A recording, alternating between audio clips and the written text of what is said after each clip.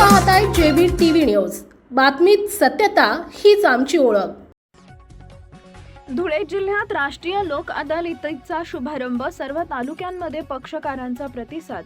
जिल्हा न्यायालयात 9 विशेष पॅनल सज्ज, 4847 प्रलंबित खटल्यांवर होणार निर्णय। तब्बल 77,000हून अधिक वादपूर्व प्रकरणं तडजोडीसाठी समोपचारानं वाद मिटवण्याची संधी। धुळे जिल्ह्यात आज राष्ट्रीय लोक अदालतीला मोठ्या उत्साहात सुरुवात झाली आहे। केवळ जिल्हा मुख्यालयच नाही तर जिल्ह्यातील प्रत्येक तालुका न्यायालयात आज सकाळपासून लोक अदालतीचं कामकाज सुरू झालं आहे।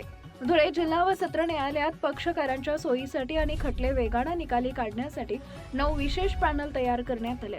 आजच्या या लोक अदालतीत मोठ्या संख्येने प्रकरणं ठेवण्यात आली आहेत। यामध्ये न्यायालयात सध्या सुरू असलेले म्हणजेच दाखल असलेले 4847 खटले तडजोडीसाठी ठेवण्यात आले आहेत।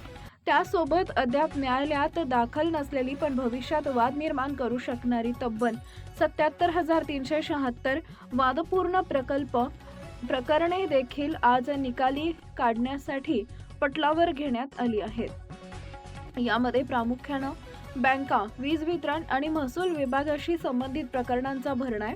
दोन्ही बाजूंच्या संमतीनं आणि कायदेशीर प्रक्रियेद्वारे हे खटले निकाली काढले जात असल्यानं पक्षकारांचा वेळ आणि पैसा वाचणार आहे।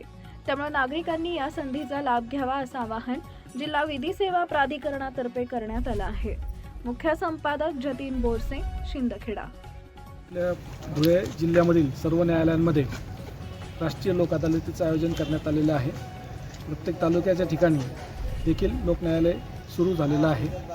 आपल्या धुळे जिल्हा व सत्र न्यायालयामध्ये एकूण 9 पॅनल्स तयार करण्यात आलेले असून एकूण 4847 दाखल खटले जे आहेत ते आपण लोक न्यायालयात तडजोडीसाठी ठेवलेले असून त्यासाठी 9 पॅनल तयार करण्यात आलेले आहेत आणि एकूण 77,376 जे वादपूर्व प्रकरणं आहेत ते देखील तडजोडीसाठी ठेवण्यात आलेले आहे।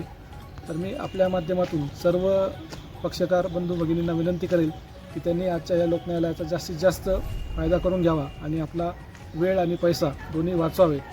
धन्यवाद। आपल्या परिसरातील महत्त्वाच्या बातम्या पाहण्यासाठी आजच आमच्या जेबी टीव्ही न्यूज चॅनलला YouTubeवर सबस्क्राईब करा आणि बेल आयकॉन प्रेस करा।